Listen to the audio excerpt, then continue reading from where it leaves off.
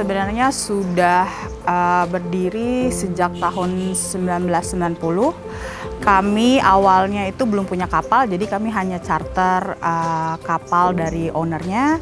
Dan tahun 1996 kami salah satu owner yang lama waktu ke Kalimantan ngelihat ada kapal yang lagi dibangun. Awalnya kapal itu sebagai kargo, mau dibangun sebagai kargo, dan pas dilihat owner kami itu jatuh cinta sama kapal itu, akhirnya dibeli, dan dari kapal kargo akhirnya disulap menjadi kapal pariwisata. Kapalnya itu juga dinamai sekarang masih dengan kami, namanya kapal Katarina. Dan habis itu sekitar tahun 2010 kita beli kapal satu lagi namanya kapal Ombak Putih. Kita jadi member Shining Blue itu tahun 2017, dan alasan kenapa kita pengen bergabung jadi anggota Shining Blue itu karena salah satunya ya ada beberapa kita pengen punya new change. Karena selama ini kan selalu di kapal itu ya kita pakai like plastic bottles, terus pokoknya hal-hal yang kayak kita masih pakai plastic straw kayak gitu-gitu. Jadi kita pengen berubah menjadi lebih baik gitu. We want to have a positive change, positive impact ke lingkungan dan juga ke tempat-tempat yang kita datangin. Impact-nya itu long lasting, nggak cuman yang kayak oh ya kita kasih terus udah selesai. Kita pengennya sesuatu yang actually makes a difference in their life. Jadi nggak cuman ya like datang ngasih boneka, ngasih permen atau apa untuk anak-anak kecil, tapi we want to change the way that we operate. Nggak hanya sebatas like a tour operator, but we want to change our image, but also dari core-nya kita pengen lebih I don't want to say environmentally friendly, but more like environmentally responsible. Nama saya Hatta. Posisi saya di Sea Trek ini terutama di Ombak Putih, second engineer. Kalau untuk di atas kapal, pengolahan tentang limbah terutama terutama di kamar mesin, sebelum kita membuang air laut ke luar, itu kita gunakan alat flu yang disebut OWS. Itu biar antara air sama minyak itu dipisahkan, jadi air yang kita buang ke air laut itu sudah bersih, jadi tanpa minyak. Terus minyak yang di dalam itu kan kita sudah ada tangki khusus, itu kita tampung sampai di pelabuhan tujuan, baru kita turunkan ke darat.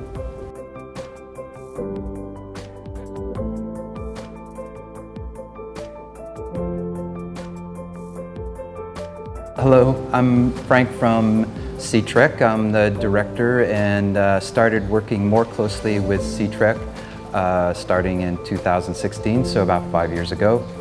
And the company's been around for over 20 years, taking people to remote areas in Indonesia and letting them know about the amazing cultures and wildlife that are here. What we've really been working on and why we're so happy to be working with WWF and Shining Blue is that we've really decided that what our goal is, our mission is to create a company that's more focused on conservation but still a tourism company. But one of the things that really made me happy was a story from someone a couple years ago that was on the boat. He got up before all the other guests pretty much every morning, and he would see our crew out there picking up plastic on the beach or grabbing a piece of plastic as it floated by on the boat. And he's like, the big difference with you guys is you walk the walk. You're really doing it. And I think that's the big difference that Shining Blue has made for us, is that we really have seen that the attitude of the crew on the boats and everybody that we work with has started to evolve over time and be much more focused towards conservation. And not that they didn't want to be at first, but because of all of the evaluations that Shining Blue goes through, it makes everybody focus on those little things that make a difference over time. So that's been our journey so far, and we're looking forward to doing more. sustainability practice itu kita sudah mulai dari kantor. Jadi secara for example kayak di kantor kita juga sampahnya udah kita pilah. Jadi kita kerjasama sama Eko Bali itu jadi kita punya sistem di mana kita punya sampah yang satunya itu khusus untuk plastik, metal dan barrel, terus yang satunya lagi ada paper. Jadi kita hanya pakai kipas angin aja dan lighting juga nggak terlalu gelap-gelap banget. Jadi kita nggak selalu harus nyalain lampu. Di kapal sendiri kita juga ngasih tahu ke tamu sama kru juga untuk ya biasa kita berhemat air. Terus kalau keluar dari kamarnya mereka matiin lampu apa segala macam. Kita punya praktis di mana kalau ada mooring buoy, kita akan pakai mooringnya. Kalau tidak ada, kita hanya akan anchor di daerah deeper than 40 meter. Jadi kita coba untuk tidak merusak coral reef.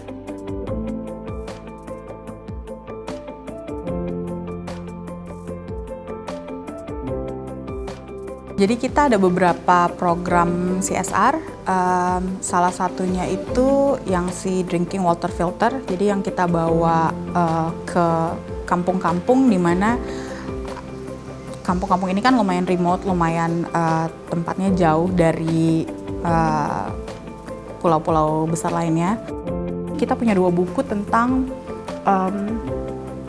ocean sustainability tapi dia lebih ke untuk anak-anak kecil. Jadi lebih ceritanya untuk anak-anak tentang ada satu buku namanya Wayan and the Turtle King. Jadi Wayan dan Raja Penyu. Terus ada satu lagi tentang para jagoan laut. Jadi dua-duanya ini untuk anak-anak dan mereka itu bukunya 2 bahasa Inggris dan bahasa Indonesia. Jadi selain anak-anak belajar tentang ocean sustainability, mereka juga bisa belajar bahasa Inggris.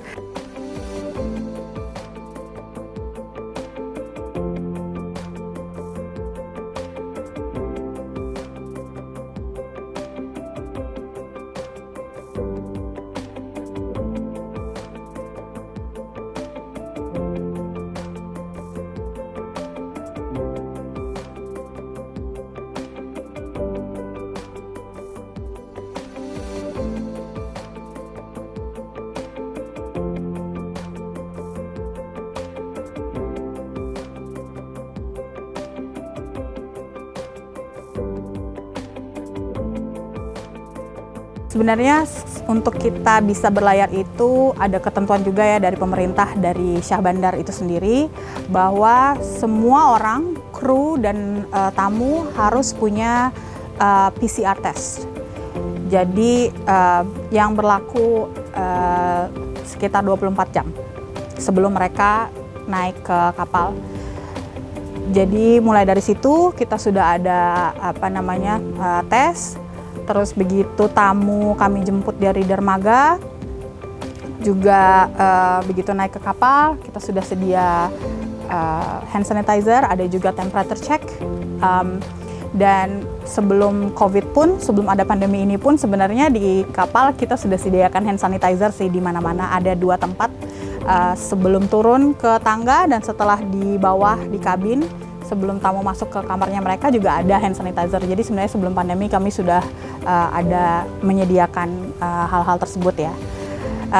Kemudian sebelum tamu naik ke kapal juga, saat kami membersihkan kapal, di setiap kabin, di setiap kamarnya mereka juga kami semprot dengan disinfektan. Dan begitu tamu di dermaga juga semua barang-barangnya mereka, bagasi-bagasinya mereka juga semua kami semprot dengan disinfektan.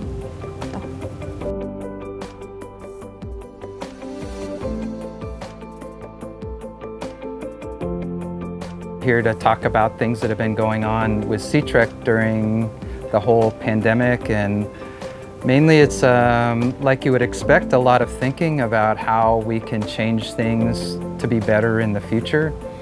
Also a lot of disappointment because a lot of what we do is direct action out there in villages, and right now we're not able to bring people out to help people that are protecting the birds and protecting the whale sharks. They don't get any money from our guests anymore.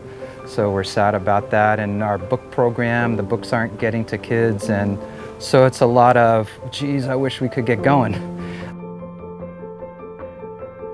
So that's one of the things that we've really been doing while this whole time when we can't operate, and really looking forward to getting going again so we can bring guests out there and like the guests will see, so we can buy from the local fishermen when they come up beside the boat in the morning with their catch, or the local markets where they're growing things in the forest, so that we can buy and help those communities' economy a little bit, and help them understand more about how tourism can work in a beneficial giving way, not just a taking way like it sometimes happens.